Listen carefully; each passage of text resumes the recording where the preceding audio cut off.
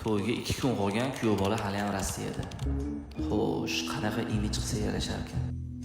Sochi ham kalta oldirib tashlagan ekanda yaqinda. Yuzi cho'zinchoq. Dahan qismi ham uzunroq ekan.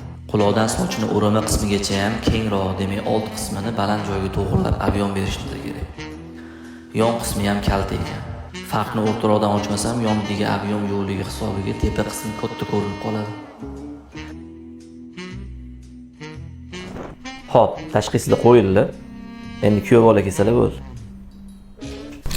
Aka, bugun Rossiyadan keluvdim. Abdurahmon aka rasmlar jo'natuvdimi? Ha, rasmlarni jo'natdilar, ko'rib chiqdim, xudo xolasa. Shunga o'zingiz bu narsa qilib bering. To'yga ham yaqin taqalib qolibdi-da kelishdingizda. To'yga yaqinroq keldingiz. Ha, bo'ldi. Men ko'rdim rasmlarni. Sizni, ya'ni sizga mos imijni tanlab qo'yganman. Agarda o'zgarishga tayyor bo'lsangiz boshlayman. Bo'ldi, tayyorman. Ha. Qalay bo'ldi? Gap yo'q aka, menga yoqdi. Yaxshi imij tanlabsiz. O'zingizga yoqqandan xursandman. Faqat yaqinda oldirib qo'yishdi, soch yo'llari kaltaroq edi. Endi imkon qadar farqlarni o'rtadan qilib bildirmaslikka harakat qildim. Endi to'y tezlashib ketib qoldi-da. Tezlashgan ham yaxshi-da. Baxtli bo'ling kuyov bola, salomat bo'ling. Rahmat katta. Xo'p.